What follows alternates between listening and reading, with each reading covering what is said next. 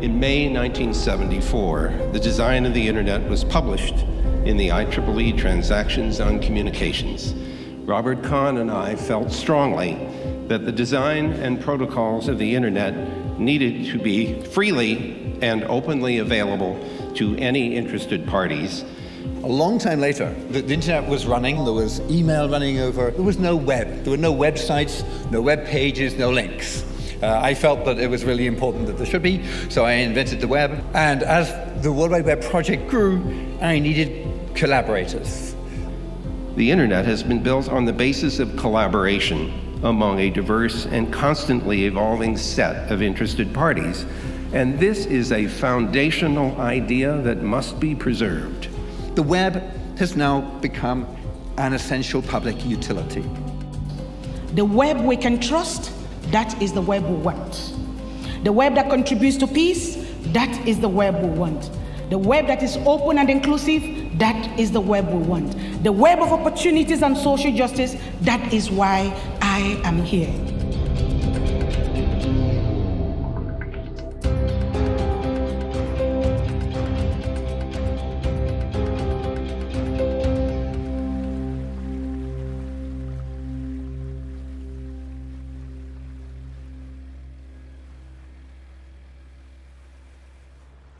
A internet ainda não é uma realidade para boa parte do sul global. Em comunidades isoladas, a falta de conexão limita as oportunidades e aprofunda a desigualdade social. No coração da Amazônia brasileira, a cidade de Manaus, isolada dos outros centros urbanos do país, é acessível apenas por barco ou avião, e ainda são necessárias mais 9 horas de viagem pelos rios da região para chegar na comunidade ribeirinha de São Francisco do Caramuri.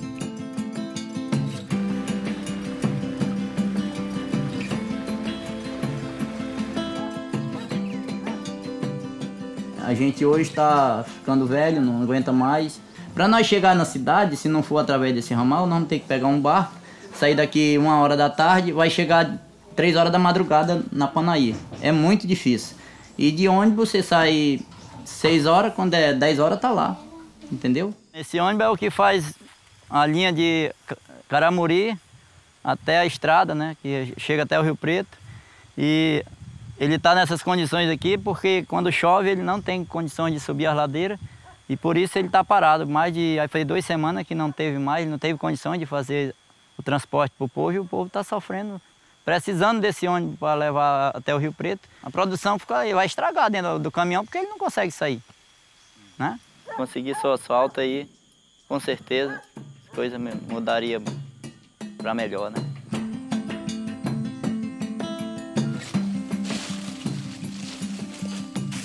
Esse aqui que é o Cupuaçu. Tem um, tem outro e outro. Pega aí, Daniel, a bacia. Aqui é a fruta, ele tá até com... Segura aqui, neném. Segura aqui. Hoje nós temos um comprador certo já. É, atravessador, não é direto com uma empresa, algum frigorífico ainda não. E com a internet você acha que se ele elimina o atravessador consegue vender direto? Com certeza a gente pode chegar a vender direto já. Porque o atravessador ele ganha talvez até mais do que a gente que trabalha e planta aqui. Passa 1 ano, 2 anos para colher, entendeu? Eles ganham um preço que, para eles, quanto mais der, melhor, porque baixa o preço. E ele lá em Manaus, o preço dele não cai, só cai para nós aqui, entendeu? Quanto mais você trabalha, mais barato fica. Mais barato fica, porque se a gente tem 1 tonelada de cupuaçu, a gente chega lá e a gente vende fácil. Se você tem 10, 20, ele já arreia o preço pela metade, porque ele acha que já é muita polpa para ele, entendeu? Mas o preço dele lá não cai, só cai para nós. E aí, tirando esse atravessador, nós vamos ganhar com certeza mais, né? Nós precisamos falar com alguém que nós vende abacaxi ou cupuaçu na cidade, a gente não tem como se comunicar com ele, a gente vai ter que ir lá, entendeu? E pela internet tem o WhatsApp, né, que a gente pode se comunicar com ele, olha, nós estamos precisando, nós tem isso aqui, nós quer vender, você fica com quantos quilos, com quantas toneladas, entendeu? O telefone, nós já tem um sinal muito pouco aqui, que eu tenho na minha casa, e quando o rio seca, o sinal acaba, porque eu moro em Flutuante, ele desce. Aí não pega. Agora tá voltando, tá pegando de novo, mas é muito difícil, entendeu? Quando eu até disse que tinha duas coisas que eu não queria mais ficar sem aqui na nossa área, que é a luz para todo, né? Que quando chegou, foi uma surpresa que a gente nunca imaginava de chegar a luz para todo para nós aqui, não diziam que aqui era um fim de mundo, né? Mas não é, hoje nós estamos com energia direta aí. E quando vai embora a gente já fica triste, já acostumou. E outra coisa é um telefone. Tem hora que você se comunica, faz coisa que nem de avião você faz.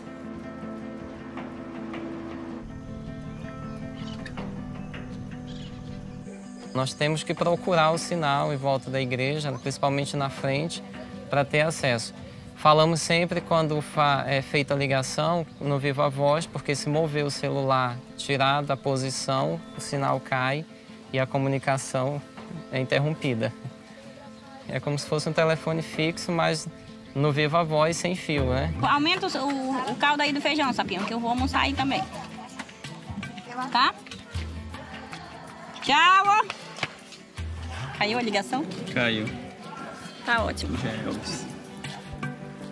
A internet será uma estrada virtual que nos levará a ser conhecido em outros lugares, empresas, instituições que possam estar olhando e vendo que Caramuru existe, que tem pessoas e que tem trabalho, que tem economia, que tem a parte social e assim por diante. As much as 2/3 of the world's population is not yet connected to the internet. The penetration rates in developed countries average around 31%, but in Africa, where I come from, we are about 16%. Each one of these deserve access. Access to information, access to libraries, access to knowledge, and access to affordable internet. For us in Africa, I need to underline that Africa is not a country. It is 54 countries, 1 billion people. The most important need everywhere we go is access. The cost of having internet, the cost of being connected, the cost of getting online. It is very paradoxal that the countries that can afford the internet, who have more income, are actually the ones who pay less. The ones who have less income, they pay more to get to the internet. So the most important problem in Africa is affordability of the internet.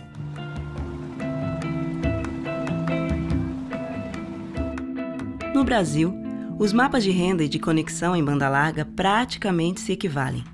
Em uma das maiores economias do mundo, apenas metade dos domicílios tem conexão à internet. A lógica de mercado, que ignora as regiões mais pobres do país, também discrimina classes sociais em um mesmo bairro. Lá é o Morumbi e aqui é a entrada do Paraisópolis. Então, a divisão é uma divisão social, né, entre as classes, porque fica tão próximo, mas ao mesmo tempo bem distante, né? Porque aqui fica os ricos, lá embaixo fica os pobres. Então, a diferença é essa, isso que eles fazem a diferença, porque na verdade o endereço é o mesmo, não muda nada, só muda o nome, Paraisópolis e Morumbi. E essa placa aqui, né, dessa propaganda, dessa internet de 100 megas, só que eu moro bem aqui do lado e eu não vejo essa internet lá. Ó, mas no Morumbi tem, ó. Se eu usar o CEP da minha casa, da minha residência hoje, para pedir uma internet, vamos supor, de 6 GB, eu não consigo. Agora, se eu pegar o site aqui da Avenida Giovanni Glonck, aí eu consigo qualquer mega que eu quiser. Isso é, então, um retrato dessa questão. A conexão em banda larga no Brasil ser ainda tratada na perspectiva do mercado. Ou seja, a gente vê claramente que onde interessa, onde há interesse econômico, o serviço está. Veronice trabalha como faxineira diarista e cria sozinha suas 2 filhas. Ela não tem renda suficiente para contratar a internet domiciliar, que é vendida junto com uma linha telefônica obrigatória.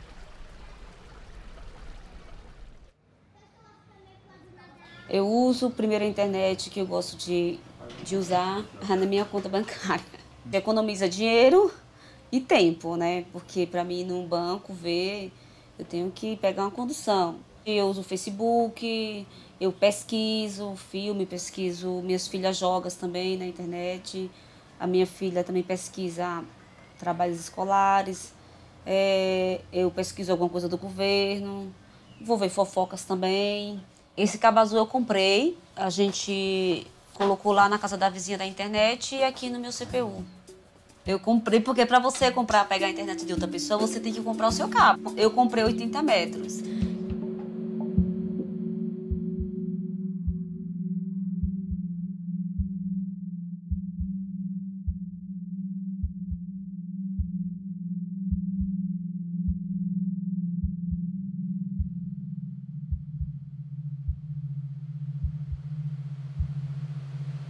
Esse fio azul aqui é o fio da minha internet, onde ele sai da minha casa e vem até aqui que eu vou mostrar para vocês.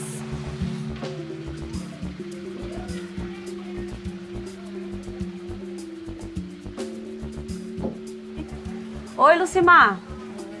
Quero apresentar vocês. Essa aqui é a Lucimar. Ela é a minha vizinha que compra internet. Fala aí, Lucimar. Eu peguei a internet pra mim. Aí elas pediram e eu passei pra elas também.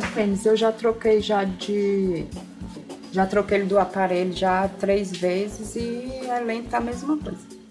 Lucimar paga R$ 120 por uma conexão de 4 megabits por segundo e pela linha telefônica.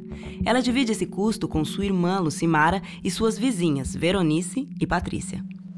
É praticamente uma obrigação que as empresas hoje de telefonia fazem com a pessoa. Elas nunca oferecem para você um pacote de internet, elas sempre oferecem acompanhado de uma linha telefônica. Para mim é muito mais prático eu comprar de outra pessoa do que eu ter a minha própria. E bem mais barato também, mais em conta, né? E agora nós estamos chegando na casa da Patrícia, que ela mora aqui. E o fio da Patrícia é um desses aqui, ó, que cruza aqui por cima dessas casas e vai até lá na casa da Lucimar. Patrícia! Eu comprei um computador, aí veio as coisas que as crianças da escola e agora também para ver as notas da escola tem que ser tudo pela internet. Quanto que você paga na internet? R$30. R$30. Se você tivesse que ter uma internet só para você, dava para... Não, dava não. Eu já acho caro, já tinha que ser de graça. Tinha que ser de graça. Antes da internet, antes de puxar a internet, a gente comprou aquele lá, o download, sei lá como é que chama. O modem. Modem, mas só que o modem era difícil. Por quê? Porque caía sempre, né? Quando tava coisando, caía a internet. E você pagava quanto, né? Aí, não, a gente tirava o chip do celular mesmo. Ah. Entendeu? Colocava lá, mas muito lento. Não funcionava. Não funcionava, não. Agora funciona um pouquinho. Ontem não estava funcionando. Hoje vamos ver se está funcionando. Vamos ver, liga aí. Por que você acha que a internet devia ser de graça? Eu acho que é dever do cidadão. Direito. Eu acho que sim. Paga tanto imposto, tanta coisa que a gente paga. Podia ter menos uma coisa de graça, mas nada hoje é de graça, né? Mesmo as coisas de graça você tem que pagar, alguma coisa você tem que pagar. Não tem jeito. O ônibus também devia ser de graça, tem que pagar. Tem que pagar. E aumentou mais ainda, né? A discussão da consideração da internet, do acesso à internet, né, como algo essencial, tem relação com entender que isso é um direito. E é um direito que precisa, então, ser objeto de política pública, ou seja, de atuação do Estado. Não, possível. É caro, não é de graça e também não funciona. Que bairro de gente rica funciona, pobre é mais esquecido. Isso quer dizer que a gente não tem direito a essas coisas, entendeu? Agora tudo tem que ter, ou você querendo ou não querendo, você tem que ter a tecnologia na sua casa. Porque hoje tudo tem que ser tudo pelo computador, tudo isso tem que ter, então. Não é porque a gente quer fazer, quer ser rico, não. É porque o mundo está fazendo a gente caminhar junto com ele.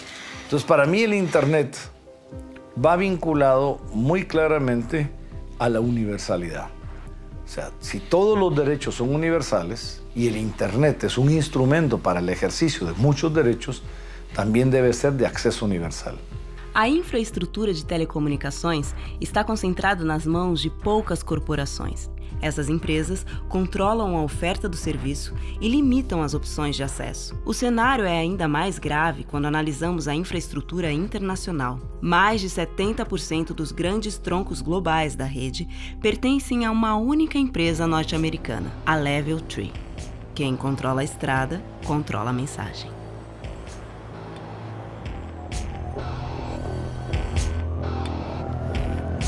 Welcome to America, land of dreams. Well, this is another plant that's been abandoned that was part of the auto industry.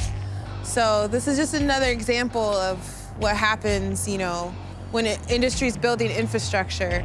They leave, once they leave, they leave us with nothing. And, you know, the people are still here when there are no jobs, then you end up they have to leave their homes, so we can get the abandoned homes. And so how do you pick up the pieces after that? So this is, to me, these abandoned factories marks the end of an era. It's the end of the industrial age, which built Detroit.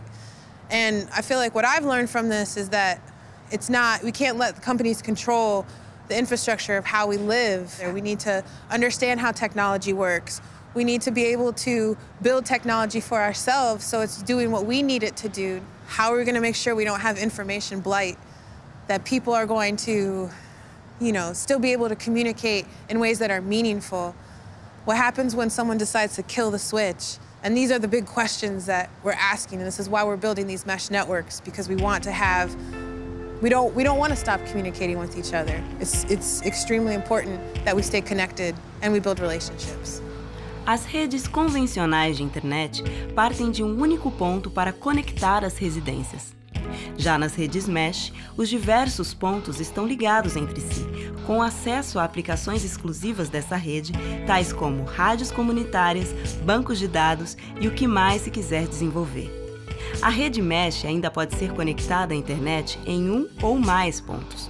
As conexões são distribuídas entre os vários nós e, se um ponto cair, a rede redireciona os pontos de conexão para seguir integrada e conectada globalmente. Is that one up there? Yeah. And the idea is that if these guys all talk to each other, and then we have some more on the other side, they'll all talk to each other, and then, you know, you start to sort of build out naturally that way. And the other good thing is that if one of them who's connected to the internet goes out, it'll self-heal, and it'll find the closest router to it so it could still maintain the network. So we try to keep it somewhat close. Diana busca parcerias nos bairros mais pobres de Detroit para a instalação das antenas da rede mesh. Nathaniel, que já foi morador de rua e hoje é presidente da People United as One, é um de seus parceiros. Ele oferece moradia temporária para as pessoas sem teto, além de apoio para a busca de emprego e formação profissional. That's the most important thing, because you need that to get the job. You need that to get housing. You need that to apply. You need that even, like I said, a lot of your grades, you have to, and this is in elementary school, they have to go online and get their grades or to do assignments. So that's why this is so key, this is important. You cannot move on to the next level, housing, finding a job, even improving your education, unless you have this. And because, like I said, that's the way the system is set up, and that's why you have Comcast there now trying to lock it in. Because they know you can't do anything without your Wi-Fi, your connection. And that's, like I said, that's what makes Digital Justice Project so important. Because this is the base, this is where it all starts. O isolamento da região amazônica eleva o preço de mercadorias e serviços. A logística difícil, combinada ao baixo poder aquisitivo das famílias, faz com que as corporações provedoras de conexão evitem investimentos nessa parte do país. O resultado são verdadeiros desertos tecnológicos, onde nem os poucos que podem pagar têm acesso a uma conexão com velocidade e capacidade razoável. A gente pagou R$12 mil no kit de antena parabólica e roteador e mais uns 3 pau para instalarem aqui. A gente paga aproximadamente R$2.000 por mês para ter 400 kbps de download. E mesmo assim, pagando esse valor, que é um valor alto, a internet, ela praticamente inexiste, né? A Receita Federal, ela hoje obriga que você tenha a nota fiscal eletrônica. A nota fiscal eletrônica tem que ser no estabelecimento que você tá, ela é aqui. Mas como é que eu vou ter nota fiscal eletrônica com a internet que eu tenho? Eu não tenho. Tem algumas políticas federais de Enem, SISU, sei lá, que você tem que se cadastrar via internet. O cara de Novairão, às vezes tem que correr para Manacapuru, correr para Manaus, porque não tem. Então, como é que você pode ter um programa federal que te obriga a que agora seja tudo por internet, se você não garante que tem internet? A recusa das grandes corporações em atender as áreas isoladas fez surgir pequenas empresas que se esforçam para ocupar o escasso mercado dessas regiões. A gente que somos pequenos, que estamos nascendo de baixo, estamos espalhando, né, segmentando esse mercado lateral do estado. Estamos chegando agora na comunidade de Caramuri, já estamos terminando a nossa implantação da torre lá, uma torre de 84 metros. Dessa torre de lá vai dar prosseguimento a mais 3 cidades. A gente está aí batalhando para botar a internet para funcionar para a comunidade, né? A gente está realmente fazendo aquilo que nenhuma das operadoras grandes querem fazer, né? E que isso vem despertar o interesse do governo em investir na gente, que somos pequenos, né? Dar essa oportunidade da gente poder crescer como as operadoras que são de incentivo e capital estrangeiro, né? Os caras vêm de lá, pegam o que é nosso, usufrui e levam o capital para lá. A gente aqui gera emprego, renda, e a renda toda fica no local, localizada na cidade, na capital. O governo hoje, ele ajuda muito da isenção de impostos, incentivos e linhas de crédito para as grandes operadoras, porque elas têm como dar para o banco algo em troca, né? O intuito com o governo é que o governo possa nos dar essa linha de crédito. Ela possa, porque a gente chega com o banco vai dizer: o que você tem para nos oferecer? A gente não tem praticamente o que interessa ao banco. Eu vou oferecer meu carro, vou oferecer minha casa, mas é uma linha de crédito ínfima para a gente atender uma população de 10 mil habitantes.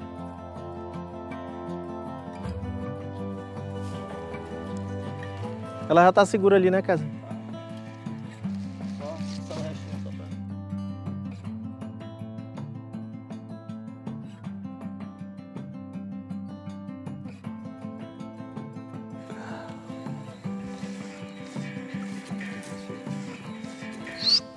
O AP vai direcionar para lá? Eu vou botar ele pela face de dentro, porque eles estão subindo o módulo ainda.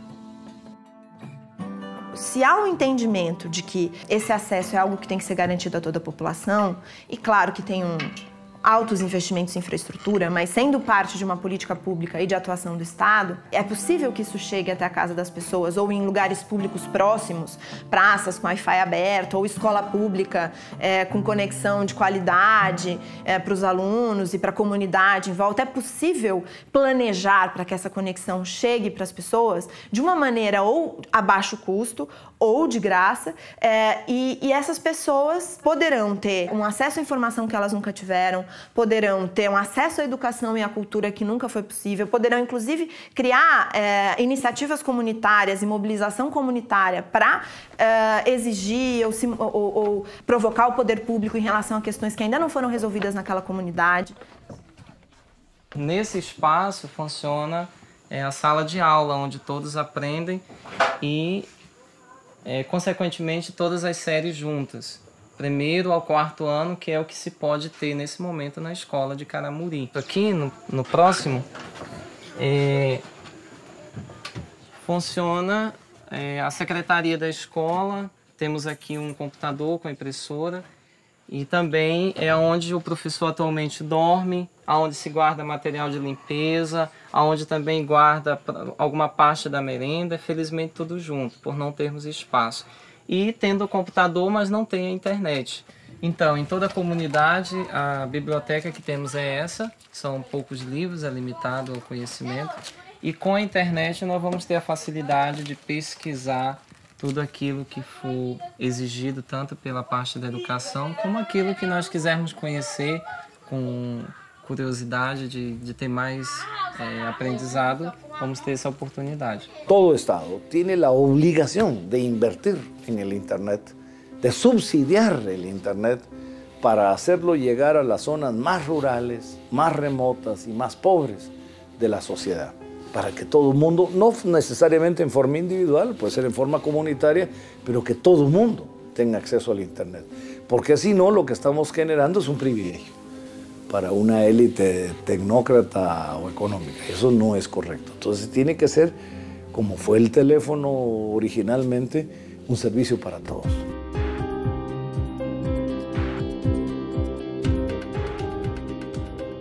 O Uruguai entendeu que o mercado não seria capaz de universalizar o acesso à conexão de internet e, através do Estado, fez investimentos para garantir infraestrutura pública em todo o país e para todas as classes sociais. En Uruguay tenemos un monopolio público de Internet y tiene como objetivo, como mandato, darle Internet, así como en línea telefónica, como electricidad, como gas y agua, a toda la población. Nosotros estamos tratando de complementar, o más bien utilizar esa infraestructura para agregarle conectividad a las escuelas y mejorar la educación a través de eso.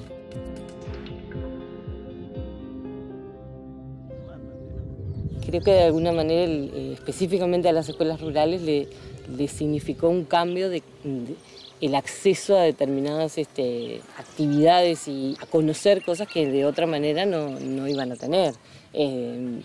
No solo a través de las máquinas, sino bueno, a través de la posibilidad de tener conexiones en Internet también y de vincularse con otras escuelas. Las posibilidades que ha abierto no se vuelve de esto. O sea, todos los niños y sus maestros puedan acceder a algo que antes era para algunos nada más, me parece que provoca un cambio hasta en lo que es la democracia, ¿no? Vamos a hacer grupos donde van a estar los niños de inicial, los de primero, Valentina, y los de segundo. Es decir, que todavía no vamos a sacar cuadernos, Mateo. ¿Qué vamos a hacer? Vamos a trabajar con las tablets, con las XO. Y bueno, así, con el Internet, ellos están conectados al mundo. Están conectados, saben muchas cosas gracias a la computadora y que se pueden conectar a Internet. Es una manera de que también, gracias a la Biblioteca Ceibal, nosotros podemos tener que todos los niños de esta clase puedan leer algún cuento. El cuento de Blancanieves, pero pueden leer cualquier otro cuento. Yo lo que veo es que están más como globalizados, más. Es decir, es una escuela rural, pero tú lo ves y son casi como urbanos. Un detalle, las tablets, las computadoras son de los niños, son de ellos. Se las llevan a las casas, son propiedad de ellos. No son prestadas, no son de las escuelas, no son de ellos. Los compañeros acá, en esta zona, van a trabajar robótica. Y acá van a trabajar Scratch, van a trabajar escribir, toys y laberinto. Comiencen, chiquilines, comiencen a armar. El trabajo de diseñar es siempre del maestro. Estamos apoyando cosas nuevas, como son los laboratorios de tecnología digital, donde se hace programación, se trabaja con robótica, se trabaja con edición de sonido e imagen. Eso es usar la tecnología para enseñar y para aprender. Se mueva, acá tenemos distintos iconos que acá están como los... Por ejemplo, si queremos que haga como que está volando, vamos a disfraces y lo que dice importar. Y acá que está el otro que es con las alas para abajo. Y después donde dice movimiento y mover 10 pasos y rebotar si está tocando un borde. Y le damos acá para que gire para un lado y para el otro. Entonces después cuando le damos a la bandera verde se mueve. También se mueve porque ya tiene el comando. Creo que en este momento los niños manejan muy bien la tecnología. Ellos nacieron con la tecnología. Nos empezamos a dar cuenta que había muchos niños sentados afuera de las escuelas de noche, o después de la escuela, del horario de la escuela, los sábados y los domingos. ¿Por qué? Porque tenían conectividad, tenían acceso al Wi-Fi de la escuela. Entonces empezamos a poner accesos afuera de las escuelas, en plazas urbanas, en clubes deportivos, en complejos habitacionales públicos, aún en cantegrieles, en barrios de atención prioritarias o favelas. justamente porque los niños de esas favelas sí van a la escuela y sí tienen máquinas. O sea, hoy la penetración de Internet ha crecido muchísimo. En Uruguay la penetración de Internet es uno de los más altos en América Latina. Todavía estamos lejos de lo que es Finlandia, que es donde quisiéramos estar, pero hemos crecido muchísimo. Yo lo veo como algo muy positivo, digo. Me parece que es como una puerta que se abrió a algo. Pienso que el tema es que quedaríamos aislados en un mundo que supuestamente nos estamos globalizando y está interactuando con el mundo, porque ya no es solamente un mero espectador, sino que estás formando parte de esa realidad, ¿no? Eso se trae de la escuela. Sí. Lo mismo que estaba allá, lo traes para acá. El internet te sirve porque podés como relacionarte con gente que no tenés que estar con la persona ahí adelante. Y hay como una actividad ahí para poder mirar como lugares, que como si estuvieras aí caminhando e mirándolo, pero lo miras a través de la pantalla. Os níveis de conexão uruguaios são uma exceção no sul global, onde os casos pontuais de acesso já demonstram um potencial de transformação social da web. Assim como em Caramuri, os trabalhadores de Xandere também dependiam de intermediários para vender a sua produção.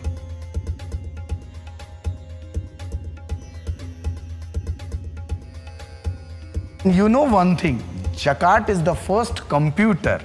Jakarta is the first computer which is based on the binary system, and our modern computer is also working on the binary system, on the bit system. Binary means 0, 1, the entire computer system. Even if the supercomputer is also working on the binary system. But they developed the first computer, but the livelihood is the very pure. A chegada de computadores e de conexão à internet transformou a realidade local. Providing the design, we just introduced through digital world, we introduced the e-commerce portal. Through e-commerce portal, weaver can sell their product in the entire world. We just changed the scenario from 2,000 a monthly income to 40,000. There's the big changes.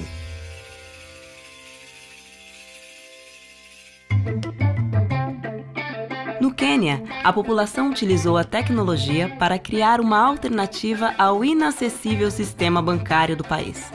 Créditos de celular usados como moeda se tornaram um dos aplicativos mais populares e utilizados. You can just send it from here, and within seconds, the cash is in their phones, and they are going to withdraw it and enjoy themselves. I do have to go where they are. I just send money to them in their phone. Then they will draw it wherever they are, and work is done.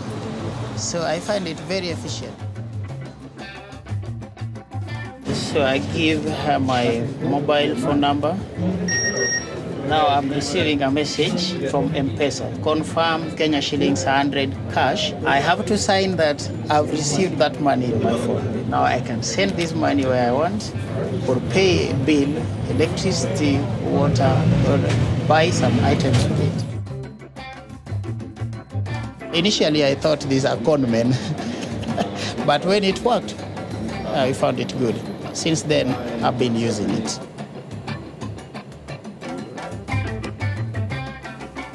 Com a internet, o mundo pode conhecer a cultura e os valores deste povo sem depender das narrativas estrangeiras. A África agora pode contar diretamente a sua própria história. Welcome back, ladies and gentlemen. Former UN Secretary General, Mr. Kofi Annan. Hello, sir. How are you? Or rather, what the internet has done is that it has given room for independent content producers to put their content out there. The internet potentially can allow us to reach a lot more people. It's not yet the case, it's growing, so it's a work in progress. So that's something we're able to do because we are on the internet and we don't have any pressures in terms of censorship or things like that.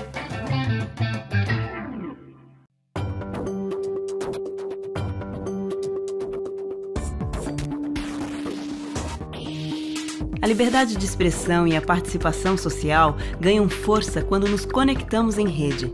A TV e o rádio não são mais os únicos a narrar o que acontece nas ruas. Quem antes apenas via e ouvia, agora também pode falar e ser visto. Vamos conquistar! Vamos conquistar! O fim do racismo! O fim do racismo! Boa luta! O pobre não sabe a força que ele tem. O pobre, quando se une, ele tem uma força muito poderosa. Agora que a gente está começando, agora que a gente vai mostrar os sem terra.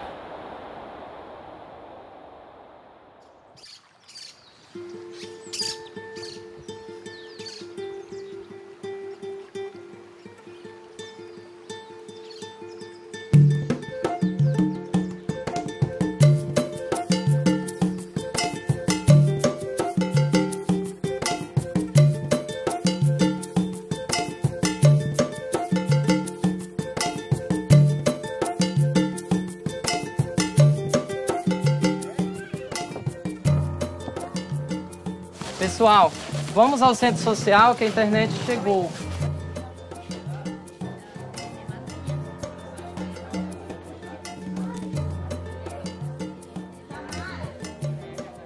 Foram quase 22 anos em espera por uma nova tecnologia e hoje chegou a internet. Quem é que tem smartphone aí? Olha aí, temos vários.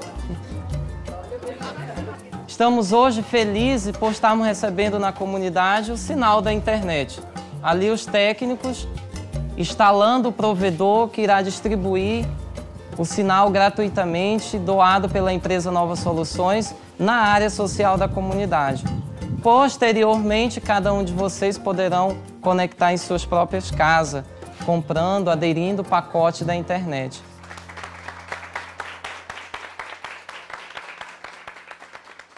Hoje vocês vão ser atendidos com um sinal via rádio que a gente está instalando, terminando as instalações, já instalamos a torre de 84 metros.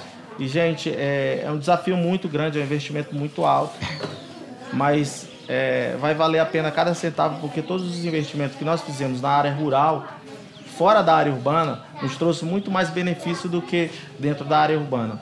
Dentro da área urbana a gente só preenche tabela, né? A gente está lá na área urbana ali, lutando com os outros leões, com a NET, com a Oi Velox, com as grandes operadoras, né? E a nossa luta daqui a pouco, que a gente vai aparecer para o mundo todo, é mostrar que Caramuri existe, que nós precisamos de ramal asfaltado, nós precisamos de uma escola nova, nós precisamos de um posto de saúde, nós precisamos de políticas públicas. E a internet chegou. Vocês sabem o que isso representa e o que isso significa, vocês estando aqui? Consciência política.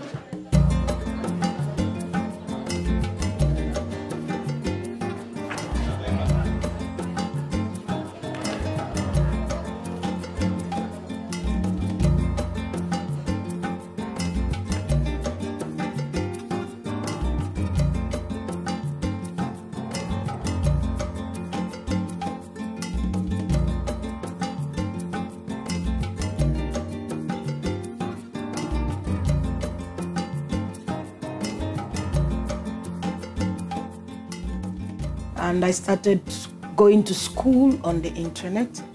I started meeting people on the internet. I started exchanging and learning on the internet. And the first thing I found out was that I was not very different from other people. So the first thing that the internet did for me was not communication, but it exposed me to the world. Esse vídeo aqui, ele tá mostrando a última chuva que deu e ficou aqui alagado, a gente não conseguia sair e nem entrar em casa. E do jeito que está, depois que a chuva baixou, a água continuou quase a mesma coisa que está aqui nesse vídeo. Ela veio aqui, onde está essa aqui, mas ela já veio até aqui, ó. Na altura do teu ombro. Isso, ela já ficou dessa altura. Não dá pra passar por aí? Não, a rua já uma vez já passou a semana inteira fechada. Uma chuva que teve, né? Que ficou todo entulho, ficou lá na rua, passou a semana inteira fechada. A Rede Globo veio, falou que não ia gravar. A Record veio, gravou e isso nunca foi ao ar. E daí, já que a internet é um meio, né, mais rápido a gente se comunicar, a gente gravou o vídeo, tiramos fotos, gravamos moradores falando, dando depoimento, para ver se a gente consegue agora uma resposta.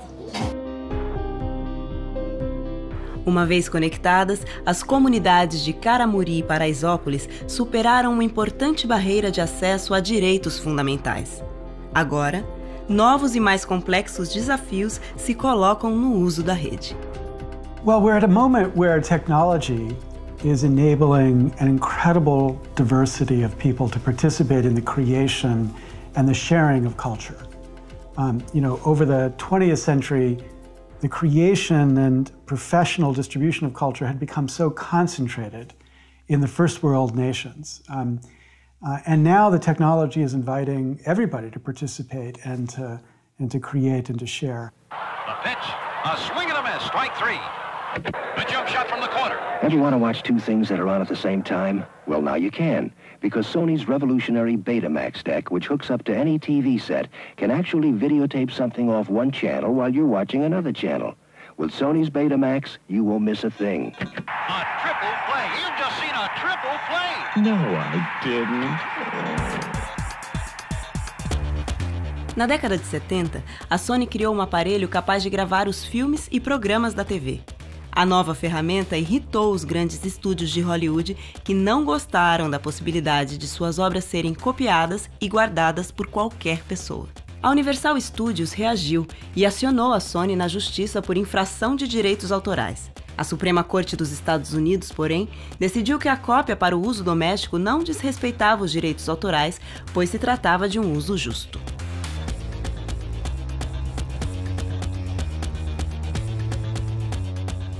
The freedoms we took for granted about copyrighted works in the analog world don't obviously translate to the digital world. So in the analog world, I can read a book. That doesn't trigger a copyright law because reading a book doesn't produce a copy. We have strong traditions that I can quote the book without getting permission from anybody. I can critique the book without worrying about some violation of copyright law. All these things, these freedoms were built into the physical manifestation of copyrighted works because that's what culture demanded. But as we move online, those same freedoms can't be taken for granted. I have a dream that one day this nation will rise up and live out the true meaning of its creed. We hold these truths to be self-evident that all men... One of his most famous speeches, the I Have a Dream speech, which most people around the world have probably seen or heard at least once or read in history classes, is copyrighted. And the rights are managed by EMI, which is a record company. And so it's actually been taken down from YouTube many times. It's difficult to find a complete version of Dr. King's entire speech on YouTube. And so we made a version of his video with the complete speech with a short introduction kind of explaining some of these ideas around copyright and explaining how we could actually have gone to jail for making this video if the copyright maximalists had gotten what they wanted. We could be going to jail for sharing a video of our nation's history, of one of the most important moments in the history of racial justice and in the history of the civil rights movement, and really in the history of any people's movement. So this is a general problem with democracy around the world. Democracy around the world right now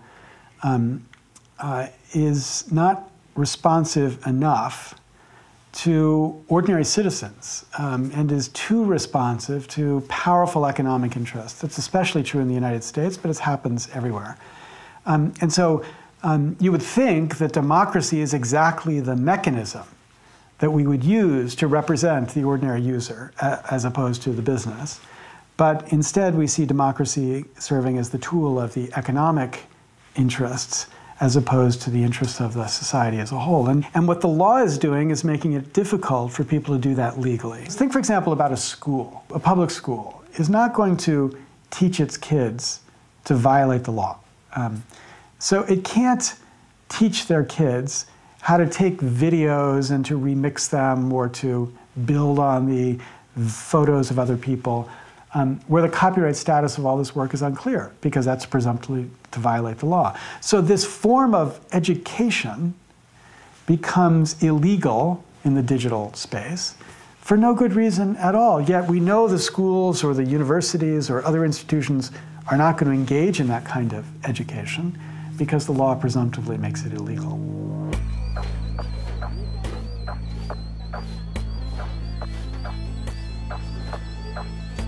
Tiago Cândido estuda letras em uma universidade pública brasileira.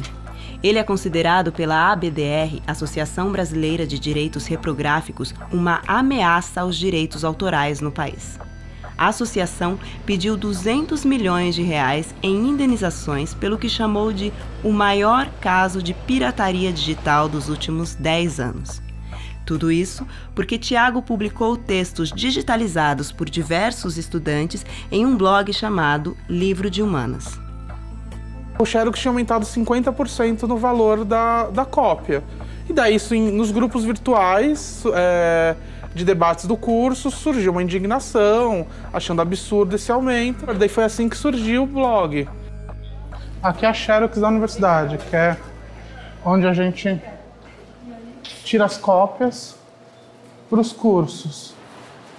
Esse texto, por exemplo, custou R$1,30. Pode parecer um volume baixo. Só que você pensa, você tira, em média, uns 5, 6 por matéria por semana, se você for ler todo o programa. Se você joga isso num cálculo mensal, é um volume altíssimo que você tem que gastar para conseguir estudar na universidade, que é uma universidade pública e gratuita. Mas não é gratuita. Se você não paga um volume grande, você não tem acesso aos textos. Se hoje nós temos as notícias de uma história longa da humanidade, os espaços conhecidos como as bibliotecas contribuíram muito para isso. No panorama de hoje, no contexto que nós temos com o advento das novas tecnologias, isso se alterou, mas a missão da biblioteca de armazenar, de tratar e disseminar, ela não se altera, ela se adapta às condições. O sistema da universidade toda, para a gente consultar os acervos, né? Introdução à Linguística e Princípios de Análise. É um livro escrito por professores da USP. É produzido com verba pública, o professor universitário é pago com verba pública, em dedicação exclusiva, e só que daí ele publica por uma editora privada. E se estivesse na internet, o aluno poderia ir lá baixar, tem a necessidade, baixa a sua cópia, e todo mundo poderia ter a cópia em casa do livro. O conhecimento gerado na Universidade de São Paulo, ele é público. Nós perseguimos uma política de acesso aberto. Naturalmente que nem tudo que a USP produziu em termos de conhecimento está aberto, porque essa política nova que com a internet, de tornar tudo disponível, ainda encontra algumas situações legais que precisam ser respeitadas, leis de direitos autorais. Eu creio que podem haver direitos de autor para proteger el trabajo de un artista, de un científico, de un investigador. Pero hoy no son ni los artistas ni los investigadores científicos los que están protegidos, son las grandes empresas comercializadoras. You know, there's an obvious difference between copying something and theft. If you steal my physical book, you take this book from me, I don't have it, and I can't use it, and so I'm worse off. But if you take a copy of this book, I'm no worse off, and maybe or maybe not, the publisher of this book is worse off. So the rules should not be blocking people from doing things that don't hurt anybody. And the point to recognize with digital copies is that it's not clear in many contexts whether it's hurting people or whether it's not hurting people. And the law ought to be restricting people's freedom only where it makes sense to do some good public good. O sistema diz que tem pelo menos 2 exemplares disponíveis, mas aqui a gente não encontra nenhum. E se fosse no livro de humanas, a pessoa que precisa do livro chegaria lá, baixaria sua cópia e o livro continuaria disponível para qualquer pessoa acessar. O advogado da BDR coloca que é um caso paradigmático e eles fizeram esse processo da forma como foi feito para tentar dar um fim a essa cultura do compartilhamento no país. Me parece que hay que ser muy cuidadoso en definir cuáles son los bienes protegidos por el derecho de autor y cómo se protegen, para que no restrinjan de manera desproporcionada la libertad de expresión en Internet. Es decir, no todo vale para proteger los derechos de autor, ni cualquier cosa es protegida como derechos de autor. This is one of the biggest mistakes I think that the industry made, to create this antagonistic relationship to especially young people on the internet, and to make copyright seem like it was some oppressive regulation that was against the potential of the internet. Because what that's done is it's justified in people's minds the idea of resisting copyright. Now, my own view is that there's nothing wrong with copyright. There's just something wrong with the particular version of copyright that we inherited from the 20th century. And what we need to do is to update it, to make it make sense for digital technologies. And if we did that, then people should be respecting copyright. Now, what exactly the update looks like, we're still trying to figure that out, because we're still evolving in the way people will distribute and get access to culture. But I think that what we need to do is to find the model that makes the most sense, that allows the right balance between freedom and regulation, to both encourage artists to create, to give them the resources they need to create, while assuring the type of distribution and access around the world that people around the world are entitled to.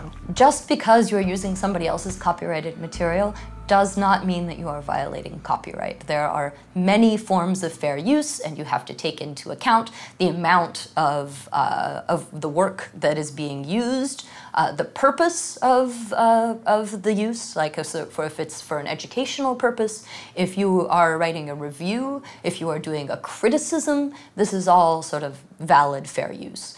And if you look at the history of art, it is people using each other's work. It's people being inspired by one another. And so much art and criticism would potentially be a violation of copyright if it were not for fair use. The history of art is just one big mashup.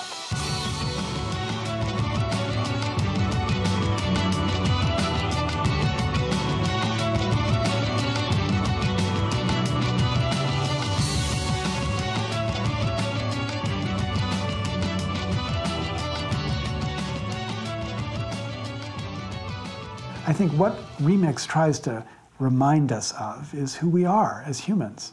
And as humans, we are always copying and sharing and remixing and building upon what went before. And that's something to celebrate, not something to regulate. Para viabilizar conteúdos que combinassem a garantia de direitos do autor com o interesse público, o professor Lawrence Lessig e um grupo de especialistas criaram as licenças Creative Commons. Em vez de se reservar todos os direitos incondicionalmente, os autores definem que tipos de uso querem permitir e quais querem proibir. A internet pode parecer esse lugar onde todos têm as mesmas condições de falar e serem ouvidos. Mas, na verdade, o tráfego está cada vez mais concentrado em portais e plataformas de algumas poucas corporações americanas. As plataformas que concentram a maior parte do tráfego da internet são centralizadas e de código fechado. Isso significa que o seu funcionamento é decidido por poucas pessoas e de forma não transparente, o que permite a realização de operações invisíveis aos usuários, como, por exemplo, o acesso às nossas informações por agências de governo. One of the things that we have very long suspected about the platforms, especially about Facebook, is that it has a very severe bias when it comes to a sort of call for violence from Palestinians, but a great deal of latitude when it comes to calls for violence from Israelis. And so this is one of the things that we're hoping we can get some evidence of. And if it turns out that we're wrong and that the evidence really doesn't support our theory, I think it's also very important for us to know this. You feel like you are in public, but really the people who are in charge are these platforms, and there's no real way of holding them accountable. So we're trying to change that. 92% of the page views in the United States are controlled by 10 companies. 76% of the searches are conducted by Google. The way Google's search engine is written, it prejudices against somebody writing something in Portuguese in Recife, or Manaus, or speaking in another language in Africa. So the internet is right now designed to actually eliminate the voices of the majority and concentrate the voices of the upper classes of the Western countries. Great danger, because in 25 years from now, when you want to read a history book of what was the history of Brazil, Are you going to know the Brazilian voices, or are you going to know the voices of a few professors in Washington? Em contraposição a esta lógica concentradora e pouco transparente, surgiram iniciativas de plataformas descentralizadas e programas de código aberto com o objetivo de preservar o caráter horizontal e colaborativo da rede. Tor is an anonymity network. It's both a piece of software you install on your computer, and it is a free software system that is implemented, peer-reviewed, and freely available to all people without any exception. It can be used to circumvent surveillance and censorship. It is a useful tool in an arsenal of tools of communication security. That is to say that it is a tool which makes certain guarantees about security and privacy and anonymity, and it does them in an openly specified, peer-reviewed way, and the free software that implements it is available to all people. The network itself is made of people who wish to have this privacy property, this anonymity, this circumvention of censorship, and they simply run it. It's a peer-to-peer network, and by participating in the network grows. And every person on the planet is able to use this to be able to read and to be able to speak freely. Who had access to technology? Was it only going to be the middle class at universities and the rich, or was it going to be the people who needed it the most? So at a very young age, I became quite thoughtful that we needed in the software movement free open source, and it needed to be accessible. And if we could get that, then everybody could have an equal access and equal chance to contribute, both as a producer and as a user of technology. And likewise, we should recognize that open standards, like free software, are essential for being able to communicate, for being able to share, for being able to create the internet. I would really like to see more free and open source projects, more nonprofit organizations building platforms that are not centralized and that are federated, sort of like the Diaspora Project, or for that matter, Tor. And the more that you have platforms that nobody can control and that you opt into, I think the freer the internet will be.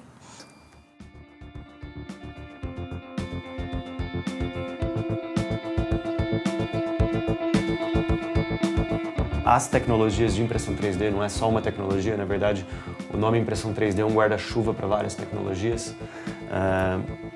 Elas foram patenteadas pelas empresas que criaram essas tecnologias e isso foi uma coisa mais ou menos assim, um pouquinho depois do advento da computação pessoal. Só que ao contrário da computação pessoal, em que as empresas fizeram ali uma paz e não se atacaram com patentes, meio que todo mundo copiou de todo mundo e aí a coisa deslanchou. No caso da impressão 3D não, então ficou tudo muito restrito aos fabricantes que criaram as tecnologias. Só que aí mais ou menos em 2005, um professor de uma universidade no Reino Unido, ele criou esse projeto chamado RapRap.org, que significa Replicating Rapid Prototyper. A ideia principal do projeto era fazer uma máquina replicante. Quer dizer o quê? Uma máquina que consegue se produzir. E com essa impressora a gente fez essa aqui. E isso era possível por quê? Porque desde o início esse projeto adotou uma política de que os seus produtos fossem sempre software livre e hardware aberto. A gente não fez tudo isso aqui do zero. O corpo básico da engrenagem já é uma biblioteca que fez isso e a gente só adicionou algumas coisas, como adaptar o tamanho dessa entrada para o parafuso que a gente usa e colocar o nosso logotipo aqui. Enfim, a gente quis colocar o nosso logo e a gente também fez isso aqui por quê? Para deixar acessível um parafuso que, enfim, na nossa montagem ele tinha que estar acessível depois que já tivesse colocado a peça. Antes desse boom da impressão 3D, uma impressora que tinha uma capacidade um pouco acima dessa custava na faixa de $50 mil, começando em $50 mil. E aí, de repente, caem as patentes e todo mundo começa a fabricar, e aí você tem máquinas de $1.000 que fazem coisas muito próximas do que uma máquina de $50 mil. Uma máquina de R$5 mil, e aqui uma máquina de R$400 mil. Impressão 3D desktop está surgindo hoje. Começou em 2008, quando expirou a patente, a principal patente dessa tecnologia de impressão 3D por extrusão, e a coisa demorou, digamos, 20 anos para vingar. Foi só isso. O que o sistema de patentes efetivamente fez? retardou uma coisa que ia acontecer de qualquer maneira. Existem projetos de software livre que envolvem dezenas de milhares de colaboradores, centenas de empresas. Sem internet isso nunca teria acontecido. If your business model is focused on controlling copies of the creative work, then you want to make the technology help you control distribution of copies of creative work. So what we've seen is the industries, which in these different countries like France and the United States have enormous power over the political system, have used their influence to tilt the legal rules in favor of these old models of creativity, rather than allowing new models to develop or encouraging new models to develop. And that's what we're seeing happening in lots of different corners of the world. And I think we got to encourage that kind of innovation and creativity. At risk, the basic principle of net neutrality. Net neutrality. Net neutrality. Net neutrality. Are allowed net neutrality? Yes, net neutrality. Net neutrality means keeping the net free from discrimination, be it commercial or political. The innovative explosion which happened across the net over the last 25 years has happened only because that net has been neutral. The social groundbreaking sense of possibility that we can understand each other and possibly live in peace relies on an open net. Significa o seguinte, que quem controla os cabos por onde passa as informações tem que ser neutro em relação a essas informações. Hoje, a tecnologia permite discriminar conteúdos nos cabos da rede, criando pistas com velocidades diferentes, o que estabelece uma competição desigual na web. The first thing, it's really important to understand the history of the infrastructure of the internet. And there's, this kind of constant drumbeat from the telecom companies that say kind of like, look, this is our infrastructure, we built it, and we should get to decide whatever we do with it. That's not entirely true. They built this infrastructure with a lot of support from tax subsidies. They were cut a lot of breaks. A lot of that money is public money that we all paid as a society for the public good. And so what's happening with the net neutrality fight right now is we're trying to say, look, the internet is not like a soda. The internet is public infrastructure that was built for the public good, and it should be protected as such, like water or electricity. So if we lose net neutrality, you can imagine the internet becoming more like mainstream cable television, right? Where a few companies, a few people get to decide what you can and can't see, get to decide who sees the most content, and basically get to decide what ideas and what things we believe. Ao perceber que os vídeos do Netflix eram a maior parte do fluxo de dados em suas redes, a Comcast tentou estabelecer um acordo comercial que obrigasse o Netflix a pagar pelo tráfego que gerava. Durante a negociação, a Comcast reduziu a velocidade dos dados do Netflix e assim que o acordo foi fechado, a velocidade voltou ao normal. Agora imagine um teste como fizeram os meninos que criaram o YouTube ou o Vimeo. Eles testaram a rede, funcionou, as pessoas aderiram, eles não pediram autorização para ninguém. Eles não tiveram que fazer a sociedade deles com uma operadora de telefonia. Eles puderam simplesmente testar aquela nova aplicação. Mas veja, a quebra de neutralidade, ela gera uma quebra da liberdade de criação. Aí não é só uma lógica econômica que está em questão. Está em questão o futuro da internet. A possibilidade dos pesquisadores, dos hackers, das pessoas criativas poderem continuar colocando seus experimentos na rede e não tendo filtro. Algumas plataformas, como o Facebook, estabeleceram acordos com os provedores de internet para receberem tratamento diferenciado. A navegação nessas páginas e aplicativos não é descontada do pacote contratado pelos consumidores. Esses acordos estabelecem um pedágio seletivo no tráfego de dados pela rede, gerando forte desigualdade competitiva na web. I understand why companies strike these deals, because for them it's a choice between not reaching these customers at all and being able to reach these customers somehow. But I think that the very nature of these deals is a devil's bargain. It sets a very bad precedent, especially for new organizations or new companies or new services that simply can't afford to strike deals like this. So one of the great benefits of the internet is, of course, I can reach everyone. So if you have a new business or service or website or opportunity, now if you don't have net neutrality, you're not able to reach the world. You're only able to reach the portions of it that you have the right business relationship with. And that's a huge killer of innovation. And it is also a huge centralization of power. Look at an industry where there's one or two major players, they suddenly become the decision makers for new innovation. O que vai acontecer é que a pessoa passa a usar o Facebook como a internet, como a web. Então reforça uma prática muito ruim que é tragar a internet para dentro de um jardim murado. A China levantou uma verdadeira muralha em torno da internet do seu país. Sites como Wikipedia, Facebook, Twitter, YouTube e Google são bloqueados e buscas online censuradas. Citações ao massacre da Praça da Paz Celestial e fatos ligados aos movimentos de independência de Taiwan e do Tibete não são encontrados. And a creator and activist. I make documentaries about a queer issue in China. The second part of the social media is the social media from abroad, such like Facebook and YouTube and Twitter, were all blocked from China. You have to use a VPN to use it. Para escapar do bloqueio, Popofan usa redes privadas virtuais, as chamadas VPNs. Elas criam um túnel de conexão protegido por criptografia que atravessa a muralha virtual até um servidor em outro país. Dessa forma, estabelece uma conexão que não parece ser feita da China. So, here we go.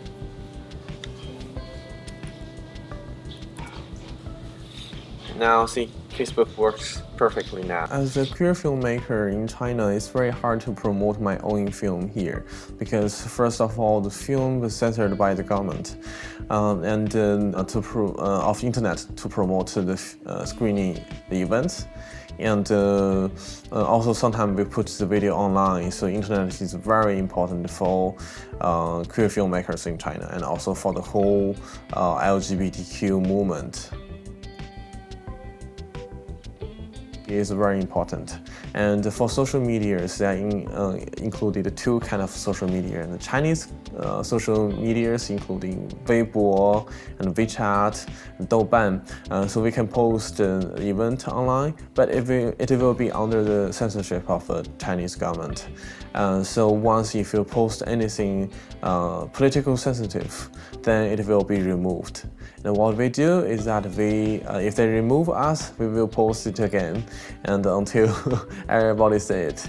But it's still a challenge for us because sometimes the account would be shut down. This happened for a few times.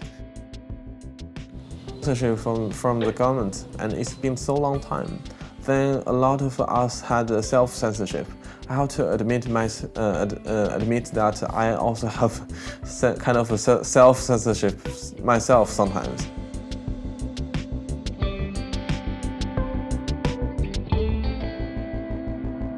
In the United States, there is an illusion of freedom. There's an illusion of free speech. There's an illusion of choice. Should the United States do something to stop Mr. Assange? He's a criminal. We broke the law. This man is an enemy of the state. It is an attack on the international community. Julian Assange is a cyber terrorist in wartime. And Julian Assange is engaged in terrorism. Well, I think Assange should be assassinated, actually. I think Obama should put out a contract and maybe use a drone or something. Shut it down. Shut it down. It is time to shut down this terrorist organization, this terrorist website, WikiLeaks. Shut it down, Attorney General Holder. Os governos ao redor do mundo se enfureceram quando cidadãos usaram a internet para fiscalizar o Estado.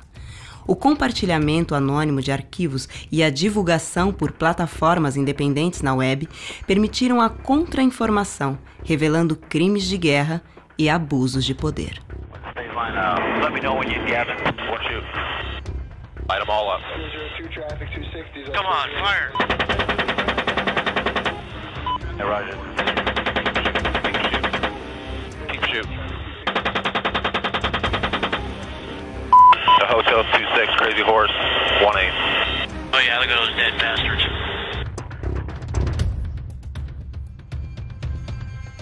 So WikiLeaks has shown us a model for refining a fundamental value and action that we have had for many generations, in fact.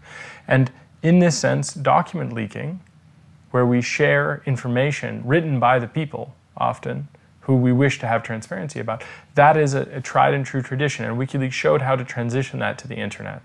And so transparency, again, is a method, but the goal is social justice. The goal is democratic oversight.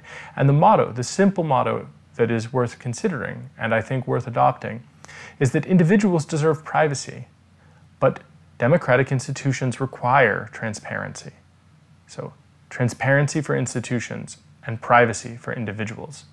Cryptography helps us with both of these goals. It ensures that it is possible to leak documents by being able to build an anonymity system, to be able to securely communicate with journalists, to ensure that surveillance does not stop free flow of information and communications that are necessary for democratic society.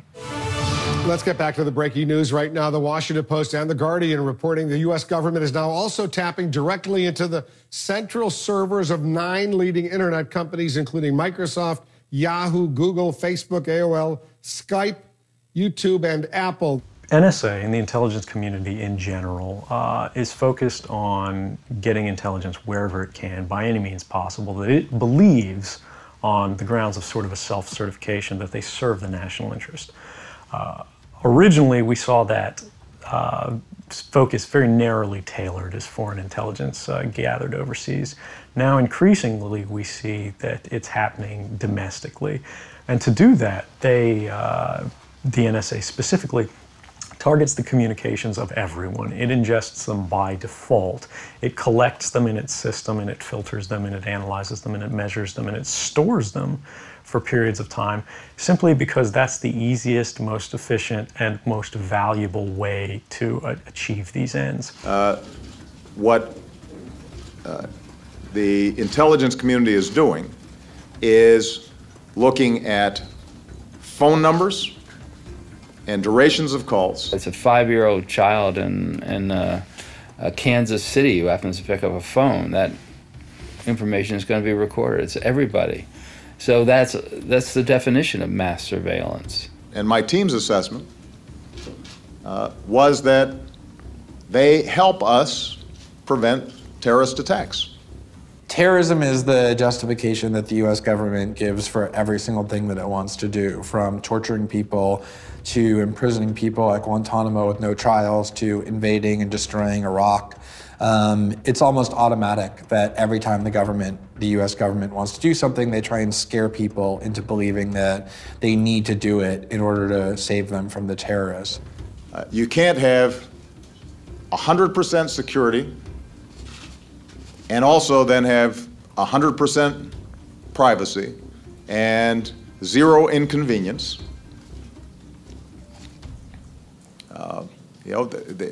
We're going to have to make some choices. We have to protect you, so in order to protect you, we have to eavesdrop on all this communications. We have to, because terrorists could be everywhere. Terrorists could be under your bed. First of all, terrorism is not a big problem in the United States. It's one of the most minor problems in the United States. There were 4 times that many people that were killed by dog bites last year.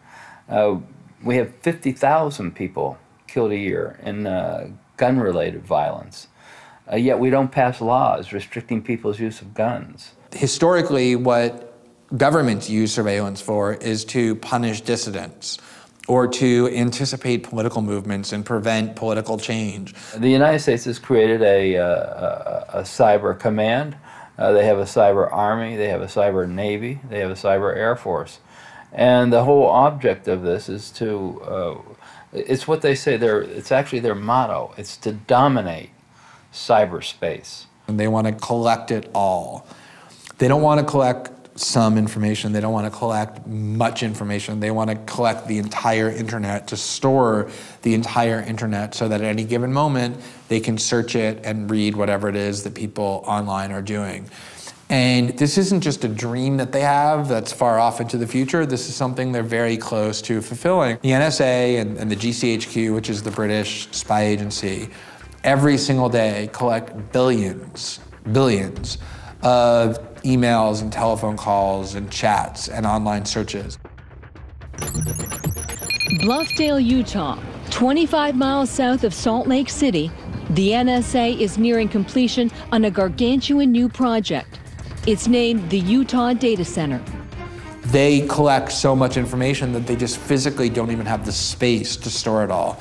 And so one of the things they're doing is constructing enormous new buildings just to have a place where they can keep all this data, store it all, and then use it at will. And that is a shocking disclosure, and it's a shocking realization to understand that these agencies literally want to make it so that you never have a conversation on the internet, you never send an email, you never do a Google search without their knowing about it. It's a roadmap of your thinking on the internet. It's who you're communicating with, who you're sending emails to, back and forth. And I think the most dangerous thing is on Google searches, for example. When you're communicating with somebody, either on an email or a telephone, you're sharing something with another human being. So at least there's one other human being that's knowing, that's going to know something about what you're saying because you're communicating. When you're doing a Google search, however, that's much different. You're not communicating to another person. It's an extension of your brain in a sense. All that is information that only you have. No other living person has that information. But now the government can have it simply by reading all that Google. There's no way that any government could create a surveillance system this size without the full-scale cooperation of the largest internet companies, Facebook, Google, Apple, Microsoft, Yahoo, because of the importance of those companies in collecting all of this information. Nós vivemos mundo de ultraconectividade, mas que quem tem razão é o filósofo, infelizmente falecido, Gilles Deleuze. É uma sociedade de controle.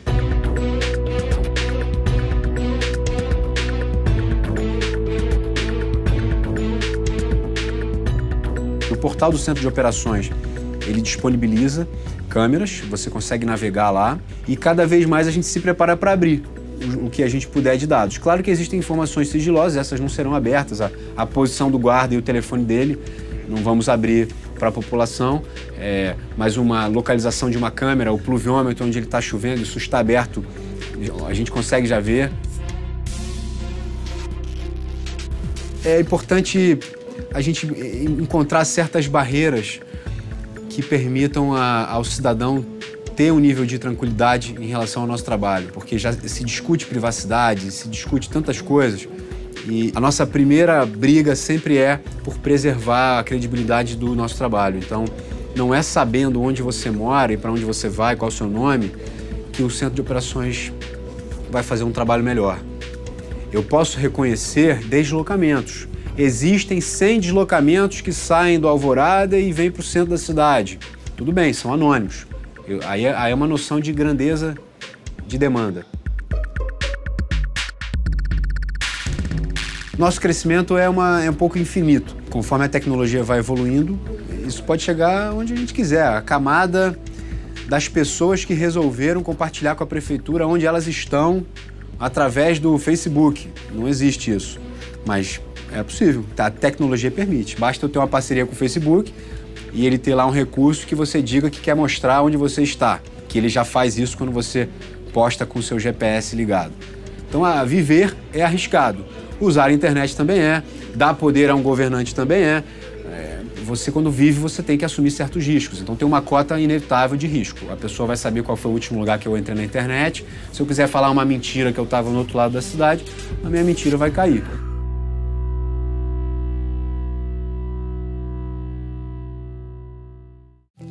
Sin privacidad no puede haber libertad de expresión, porque la falta de privacidad es un elemento de intimidación. Se intimida al comunicador, se intimida a la prensa tiene que guardar la confidencialidad de sus fuentes o guardar la confidencialidad de su información para periodismo investigativo, para combatir la corrupción oficial o para denunciar crimen organizado o cualquier otro elemento. Lo primero que creo que es importante decir es que los derechos que tienes offline los tienes online. y el derecho a la libertad de expresión que tienes offline, por fuera de la línea de Internet, lo tienes en Internet. Y los estados que han encontrado formas de censurar por fuera de Internet, también han encontrado formas de censurar dentro de Internet. Formas de bloqueo, formas de filtrado, espionagem, sistemas de vigilância. Se a gente não tiver níveis de privacidade, o que vai acontecer é que nós seremos cada vez mais pessoas completamente vulneráveis aos interesses das corporações e ao interesse político dos governos que podem manipular essas corporações.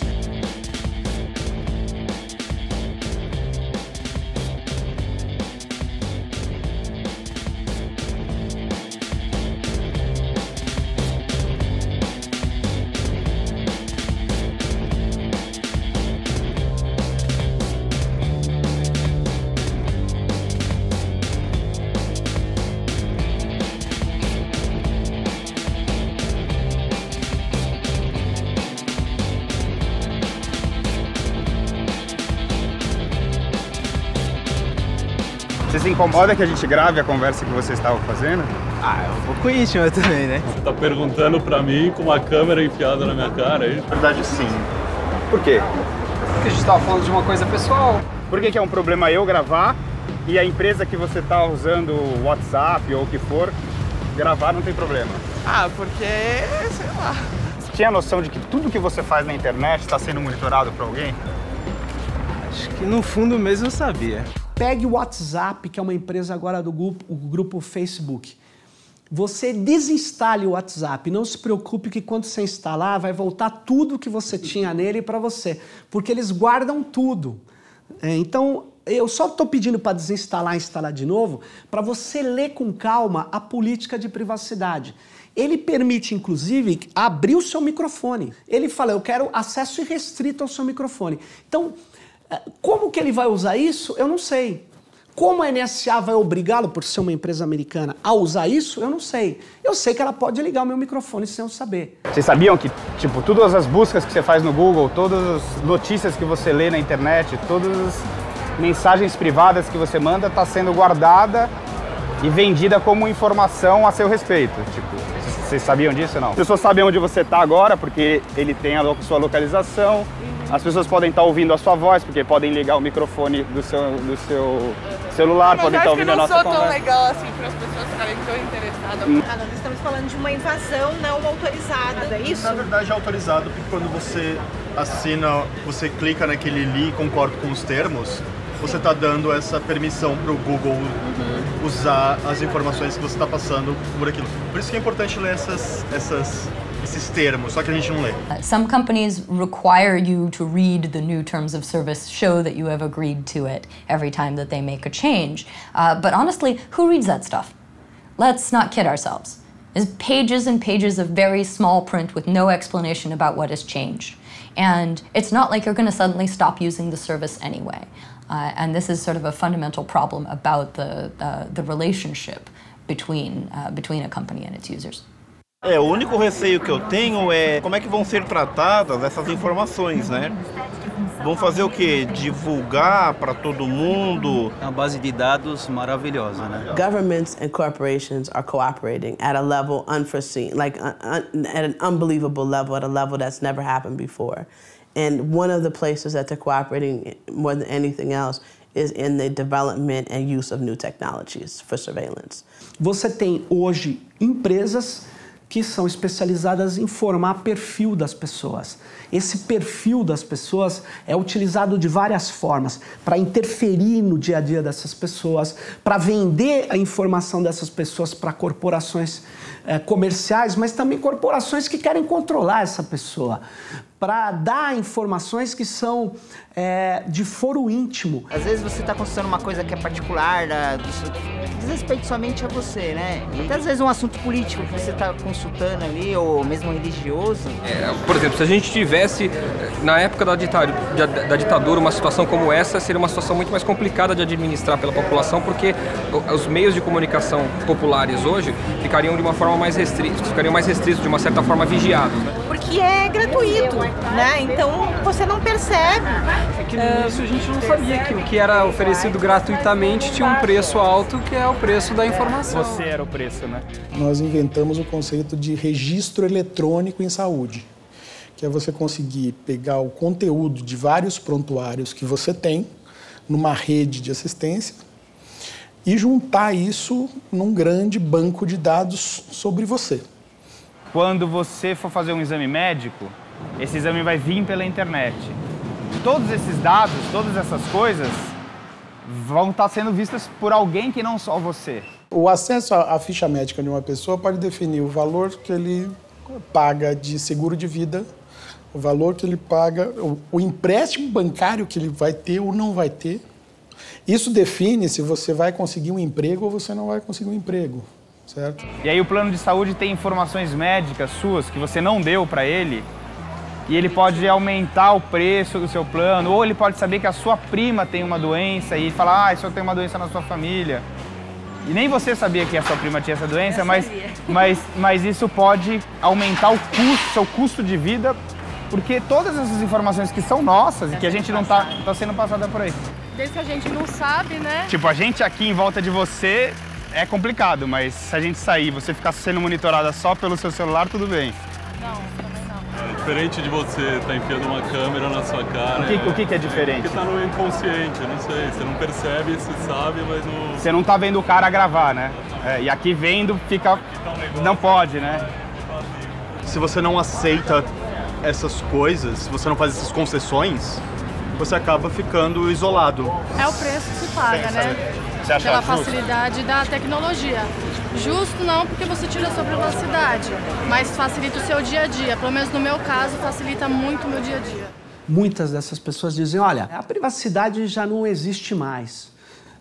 Mas eu queria fazer uma ponderação. A privacidade é a base da democracia. Eu, às vezes, me privo de fazer algumas coisas na internet por conta disso.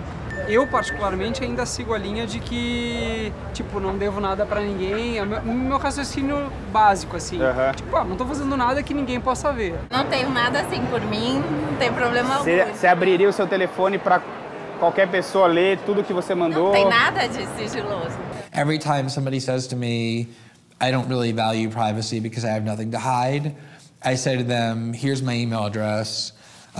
What I'd like you to do is when you get home, send me all the passwords to all of your email accounts and your social media, your Facebook account or your Skype account, so that I can just read through whatever it is that you're doing and publish whatever it is that I want attached to your name. And nobody has ever taken me up on that offer because people understand why privacy is so critical and why everybody has things that they want to keep other people from knowing about. Você daria o seu celular para mim com a senha desbloqueada para eu ver tudo que você está fazendo? Não. Por que não? Não, porque aí é passar vergonha mesmo. Mas você está dando para as empresas, tudo que você faz, você está passando pro dono do Facebook, pro dono do WhatsApp, pro dono da Google. Eles estão vendo tudo, por que eu não posso ver? É bem complicado, bem difícil. Se chegasse carta aberta na sua casa, o que você ia achar? Ninguém pode bisbilhotar os seus pacotes. Isso é simples de entender, né? É como você colocar uma carta no correio e está garantido pela Constituição o direito à privacidade. Essa carta vai chegar. Né? Chegou uma carta aberta, você está vendo a carta aberta e fica revoltado, pô, alguém mexeu aqui. Agora no e-mail, você mandou um e-mail, você não está vendo isso aberto, você não viu que alguém olhou. O direito ao anonimato é fundamental. Se eu quiser não ser identificado, eu tenho o direito de não ser identificado. E por que isso muda agora com a internet? Certo? Não deveria mudar. Mais ou menos o que a gente está fazendo aqui é o que acontece cada vez que você abre esse celular. Agora a gente está percebendo a exposição. Vocês estão criando um cenário que a gente vive e não percebe, né? Agora a gente, com certeza, depois desse momento, a gente vai perceber as coisas diferentes. Porque a gente vai embora, vai desligar, vocês vão ter a privacidade de vocês de volta em parte, porque vocês vão continuar rastreados pelo GPS do celular de vocês, a câmera de vocês pode estar ligada quando vocês estão teclando para ver quem vocês são. Yo creo que la privacidad, como la libertad o como la vida, es un derecho y no es una mercancía. Y nadie puede negociar con los derechos de las personas. Y como es un derecho, los estados tienen la obligación de protegerlos.